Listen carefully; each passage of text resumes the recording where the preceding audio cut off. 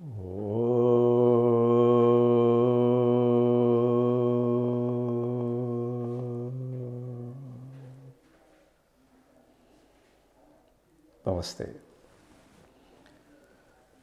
ശ്രീമദ് ഭാഗവതത്തിൽ നമ്മുടെ അവസാനമായിട്ട് വിപ്രപത്ന്യാനുഗ്രഹലീല എന്ന് പറയുന്ന ഭാഗവതത്തിലെ ഒരധ്യായമാണ് ഇവിടെ നിങ്ങളുടെ മുമ്പിൽ അവതരിപ്പിച്ചത്. അതുപോലെ അതിനു മുമ്പായിട്ട് ഭഗവാൻ ഗോപികമാരുടെ വസ്ത്രങ്ങൾ മറച്ചു വെച്ച് അവരുമായി സംഭാഷണത്തിലേർപ്പെട്ടതിന് ശേഷം അവരുടെ മനപ്രയാസം മാറ്റിയെടുക്കാനായിട്ട് ഒരു കാര്യം, അവരുടെ ആഗ്രഹം സാധിപ്പിച്ചു തരാമെന്ന് പറഞ്ഞിരുന്നു. അടുത്ത ശരൽക്കാലത്ത് എന്ന് പറഞ്ഞാൽ ചിങ്ങം കന്നി ആ കാലഘട്ടമാണ്. ശരത്കാലത്ത് യമുനാ നദിയുടെ തീരത്ത് വെച്ച് ഒരു പൗർണമി ദിവസം നിങ്ങളെല്ലാവരും ഇവിടെ ഒന്നിച്ച് ഞാൻ നൃത്തം ചെയ്യാം. നിങ്ങളുടെ ആഗ്രഹം അതാണല്ലോ, ഞാനത് ചെയ്യാം എന്ന് പറഞ്ഞൊരു വാക്ക് കൊടുത്തിരുന്നു. അപ്പോൾ ആ വാക്ക് പാലിക്കേണ്ട ബാധ്യത കൃഷ്ണനുണ്ടല്ലോ. അതുകൊണ്ട് അദ്ദേഹം അതിനുള്ള ഒരുക്കങ്ങളൊക്കെ ചെയ്ത് ആ അടുത്ത ശരത്കാലം വന്ന സമയത്ത് യമുനാ നദിയുടെ തീരത്ത് ആ പൗർണമി, ആ ദിവസം പൂർണ്ണചന്ദ്രൻ ആണല്ലോ, ലോകം മുഴുവനും ആ പൂർണ്ണചന്ദ്ര രശ്മിയിൽ കുളിച്ചു നിൽക്കുന്ന സന്ദർഭം, മനസ്സിന് ഏറ്റവും അധികം ആസ്വാദന ശക്തി നൽകുന്ന സന്ദർഭം. ആ സമയത്ത് ഭഗവാൻ ഓടക്കുഴലിലൂടെ മനോഹരമായ ഗാനം പുറപ്പെടുവിക്കുകയാണ്. ഈ മുരളീരവം കേട്ട് ഗോപകുമാരികൾ മാത്രമല്ല, ഗോപസ്ത്രീകളും വീടുകളിൽ നിന്ന് രാത്രി ഓടി വരികയാണ്. ശ്രീകൃഷ്ണൻ മുമ്പ് കൊടുത്ത വാക്ക് അത് ഗോപകുമാരികളോടാണ് കൊടുത്തതെങ്കിലും ഗോപസ്ത്രീകളും ഭഗവാനോടൊപ്പം നൃത്തം ചെയ്യാനായിട്ട് വന്നു. അപ്പോൾ ഇവിടെ പലരും ഭഗവാനുമായിട്ടുള്ള ആ നൃത്തത്തിൻ്റെ കാര്യങ്ങൾ അത് എത്രത്തോളം ശരിയാണ് എന്നതിനെപ്പറ്റി പല ചർച്ചകളും നടന്നിരുന്നു. ആദ്യം തന്നെ നമ്മൾ മനസ്സിലാക്കേണ്ടത്, ഈ രാസക്രീഡ നടത്തുന്ന സമയത്ത് ശ്രീകൃഷ്ണൻ്റെ പ്രായം എന്താണെന്ന്.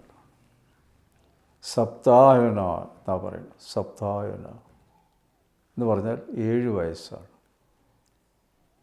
7 വയസ്സായ കൃഷ്ണനും ഗോപകുമാരിമാരെയാണ് ഭഗവാൻ ക്ഷണിച്ചത്. കുമാരിമാർ എന്ന് പറയുന്നത് 10 വയസ്സ് തികയാൻ ബാക്കി നിൽക്കുന്ന പെൺകുട്ടികളാണ്. അങ്ങനെ കേവലം ആ പ്രായത്തിലുള്ള ഒരു നൃത്തമാണ് ഭഗവാൻ ചെയ്യാമെന്ന് സമ്മതിച്ചത്. പക്ഷെ അതിൽ ഗോപസ്ത്രീകളും കൂടി പങ്കെടുക്കാൻ തീരുമാനിച്ചപ്പോൾ അതിന് ഒരു പ്രത്യേക തരത്തിലുള്ള ഒരു വ്യത്യാസം വന്നു ചേർന്നു എന്നുള്ളതാണ്. നമ്മളതെല്ലാം ശ്രീകൃഷ്ണൻ്റെ നടപടികളെ കുറ്റപ്പെടുത്തുന്നതായ പല പ്രസ്താവനകളും ഉണ്ടായിട്ടുണ്ട്. മാത്രമല്ല, നമ്മുടെ ആധുനിക എഴുത്തുകാരും നോവലിസ്റ്റുകളും ചെറുകഥാകൃത്തുക്കളും അതുപോലെ തിരക്കഥാകൃത്തുക്കളും അതുപോലെ തന്നെ സീരിയൽ എഴുതുന്നവരും ഒക്കെ കൃഷ്ണനെ ഒരു യുവാവായിട്ടാണ് കാണിച്ചിരിക്കുന്നത്. യുവതികളോടൊപ്പം രാസക്രീഡ നടത്തിയതായിട്ടാണ് അവർ ആ ദൃശ്യ മാധ്യമത്തിലും അതുപോലെ ഈ എഴുത്തിലൂടെയും അവതരിപ്പിച്ചിരിക്കുന്നത്. അതുകൊണ്ട് കൃഷ്ണൻ്റെ ആ സ്വഭാവത്തെപ്പറ്റി ധാരാളം ചർച്ചകൾ നടന്നു എന്നുള്ളതാണ്.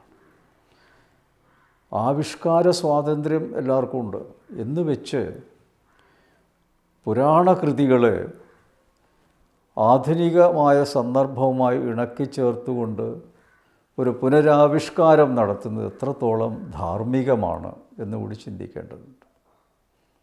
ധാർമ്മികതയുണ്ടോ അതിൽ? കേവലം 7 വയസ്സായ കൃഷ്ണനെ 20ഉം 25ഉം വയസ്സ് പ്രായമാക്കി ഉയർത്താനുള്ള അധികാരം ആ ആവിഷ്കർത്താക്കൾക്കുണ്ടോ? അവരുടെ സ്വാതന്ത്ര്യമാണെന്ന് പറയുമ്പോൾ വേറെ പല കാര്യങ്ങളിലും അവർ ഈ സ്വാതന്ത്ര്യം കാണിച്ചാൽ എന്തായിരിക്കും സ്ഥിതി? അവർ പിന്നീട് കഥകൾ എഴുതുമല്ലോ, അതുപോലെ തിരക്കഥകൾ എഴുതുമല്ലോ. അതിലൊക്കെ ഈ തെറ്റായ രീതിയിൽ ആവിഷ്കരിച്ചു കഴിഞ്ഞാൽ ഈ പുരാണങ്ങളുടെ മൂലകർത്താക്കളെയാണവർ അവഹേളിക്കുന്നത്. അത് പ്രത്യേകം ശ്രദ്ധിക്കണം. അവരൊന്ന് ജീവിച്ചിരിക്കുന്നില്ല എന്നതുകൊണ്ട് നമ്മൾ സ്വാതന്ത്ര്യത്തോടുകൂടി കൈകാര്യം ചെയ്യുന്നു. അത് ശരിയല്ല. ഇപ്പോൾ ഇന്നിപ്പോൾ ഏറ്റവും പ്രശസ്തരായ നോവലിസ്റ്റുകളുണ്ടല്ലോ. ഒരു നോവലിന് ചിലപ്പോൾ നോബൽ പ്രൈസ് വരെ കിട്ടിയിരിക്കാം.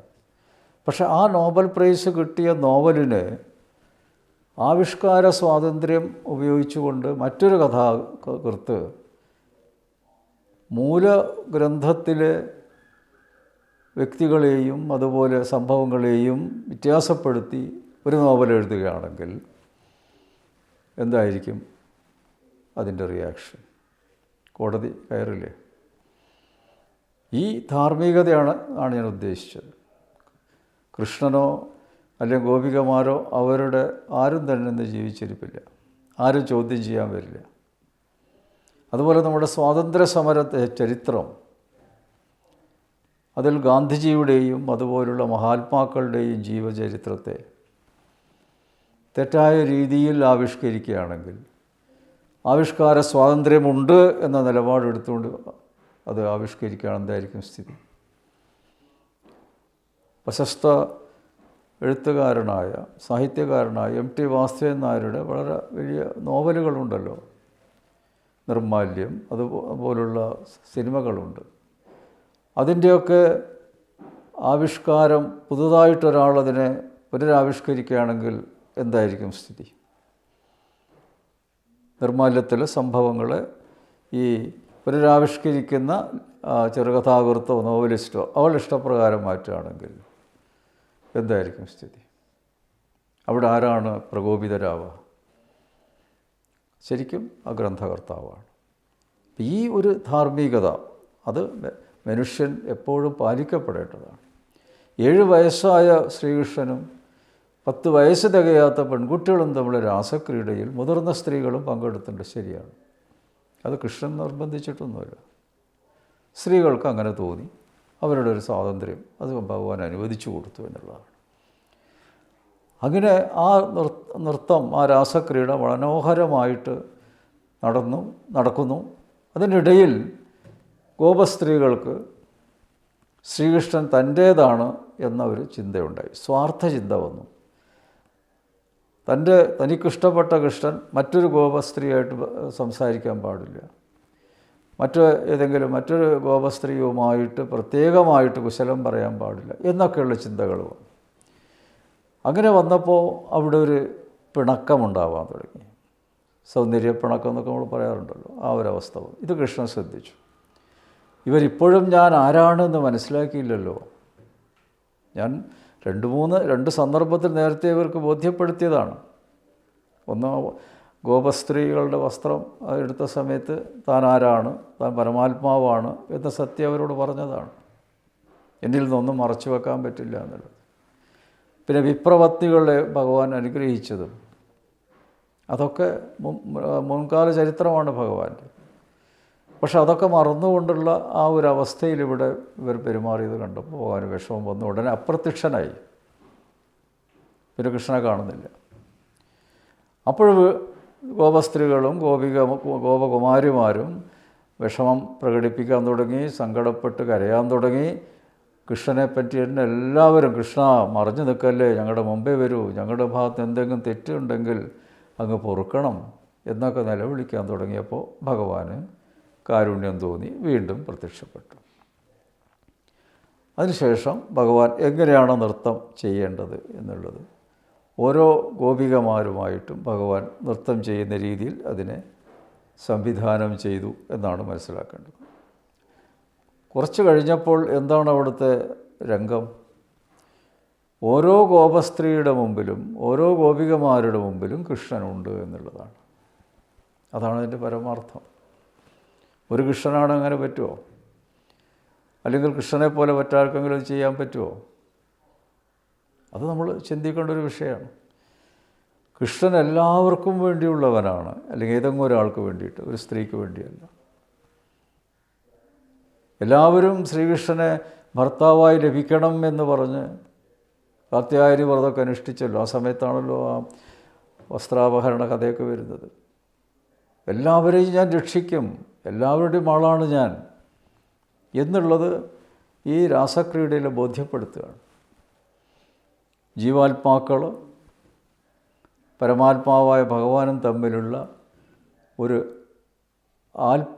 ആത്മപരമായ ആത്മതലത്തിലുള്ള ഒരാവിഷ്കാരമാണ് രാസക്രീഡ. അതങ്ങനെ നമുക്ക് കാണാൻ പറ്റുള്ളൂ. എല്ലാവരുടെ അടുത്തും കൃഷ്ണനുള്ളപ്പോൾ കൃഷ്ണൻ പരമാത്മാവ് തന്നെ ആവണമല്ലോ. ഓരോരുത്തരുടെ ഉള്ളിലും ആത്മരൂപത്തിൽ ഞാനുണ്ട്, നിങ്ങളുടെ കൂടെ ഞാൻ തന്നെയാണ് നിങ്ങളുടെ പതി, ഒരു സംശയമില്ല. നിങ്ങൾ രക്ഷിക്കുന്നുണ്ട് ഞാൻ. നിങ്ങളുടെ ഉള്ളിലുള്ളത് കൊണ്ടാണ് നിങ്ങൾക്ക് ശ്വാസം കഴിക്കാൻ സാധിക്കുന്നതും ജീവിക്കാൻ സാധിക്കുന്നതും. എൻ്റെ അഭാവത്തിൽ നിങ്ങൾ നിർജീവമാണ് എന്ന ആ തത്വത്തെ വ്യക്തമാക്കി കൊടുക്കുകയാണ് ഭഗവാൻ രാസക്രീഡയിലൂടെ. പക്ഷേ സ്ത്രീകൾക്കത് ഉൾക്കൊള്ളത്തക്ക രീതിയിൽ ആ സമയത്ത് സാധിച്ചില്ല എന്നുള്ളതാണ്. അവിടെ ഭഗവാൻ ഒരു മായാപ്രയോഗം തന്നെ നടത്തി എന്നാണ് പറയുന്നത്. ഇല്ലാത്തതിനെ ഉള്ളതായിട്ട് തോന്നിപ്പിച്ചു എന്നാണ്. അതാണല്ലോ മായ എന്ന് പറയുന്നത്.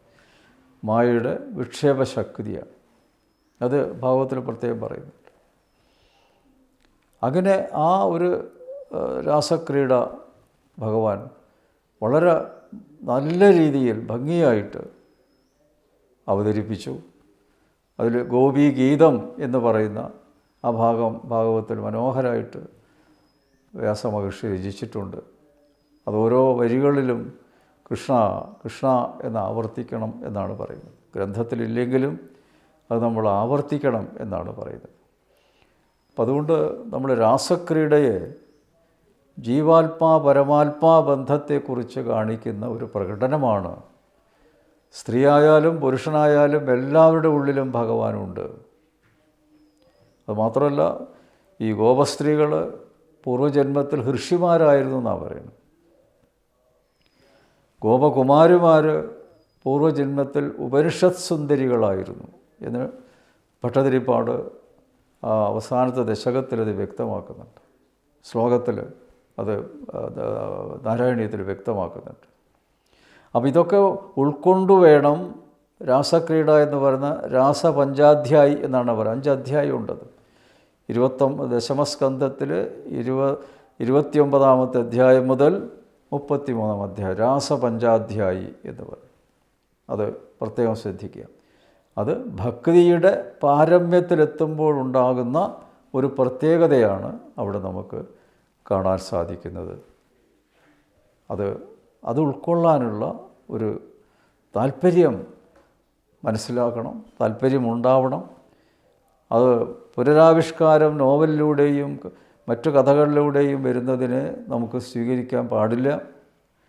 കാരണം അത് ഭഗവാന് പോലും ഇഷ്ടമാവില്ല. ഞാൻ ഇങ്ങനെയല്ലല്ലോ, എൻ്റെ ഉദ്ദേശം തെറ്റായ രീതിയിൽ ആവിഷ്കരിച്ചിരിക്കുകയാണ്. അത് ആ മൂലഗ്രന്ഥകർത്താവിനെ അപമാനിക്കുന്നതിന് തുല്യമാണ്. അത് ചെയ്യുന്നത് ശരിയല്ല, ശിക്ഷാർഹമായ കുറ്റം എന്ന് വേണമെങ്കിൽ പറയാം. അത് പല ചെറുകഥാകൃത്തും നോവലിസ്റ്റുകളും ഇപ്പോൾ നമ്മുടെ പുരാണങ്ങളെയാണ് പുനരാവിഷ്കാരത്തിനായിട്ട് തിരഞ്ഞെടുത്തിരിക്കുന്നത്. പക്ഷേ അത് അതേപോലെ അവതരിപ്പിക്കുകയാണെങ്കിൽ യാതൊരു വിഷമമില്ല. പക്ഷെ അങ്ങനെയല്ല. അതിലുള്ള നല്ല കഥാപാത്രങ്ങളെ, നല്ല വ്യക്തിത്വങ്ങളെ മോശമായിട്ടും മോശമായ നല്ലതായിട്ടും, അതുപോലെ നാടകങ്ങളിലും സിനിമകളിലും. ഒരു കാലത്ത് നമ്മൾ വടക്കൻ പാട്ടിൽ ചതിയൻ ചന്തു എന്നാണ് പറഞ്ഞിരിക്കുന്നത്. പക്ഷെ ഒരു പ്രശസ്തനായൊരു നോവലിസ്റ്റ് അദ്ദേഹത്തിനെ നല്ല ആളായിട്ടാണ് അവതരിപ്പിച്ചത്. ഒരു സിനിമയിലൂടെ അങ്ങനെ അവതരിച്ചു. അത് ശരിയാണോ? അത് ഒരു തെറ്റായ ഒരു സൂചനയല്ലേ അത് കാണുന്നവർക്ക് നൽകുന്നത്? അത് ധാർമ്മികമാണോ? ആ കാര്യം ഓരോരുത്തരും ചിന്തിക്കേണ്ട പ്രധാനപ്പെട്ട കാര്യമാണ്. അതുകൊണ്ട് രാസക്രീഡയെ ഭക്തിയുടെ ആത്മാവിഷ്കാരമാണ് അത് ഭഗവാൻ എല്ലാവർക്കും വേണ്ടി ആണ് അങ്ങനൊരു നൃത്തം പ്രകടിപ്പിച്ചത്. അതിൽ ഭക്തി അല്ലാതെ മറ്റൊന്നും തന്നെ നമുക്ക് ദർശിക്കാൻ പറ്റില്ല. അവിടെയാണ് നമ്മുടെ ആ ബുദ്ധിയും നമ്മുടെ മനസ്സുമൊക്കെ ഉയരേണ്ടത് എന്ന് സൂചിപ്പിച്ചുകൊണ്ട് ഞാൻ എൻ്റെ വാക്കുകൾ ചുരുക്കുന്നു. നമസ്തേ.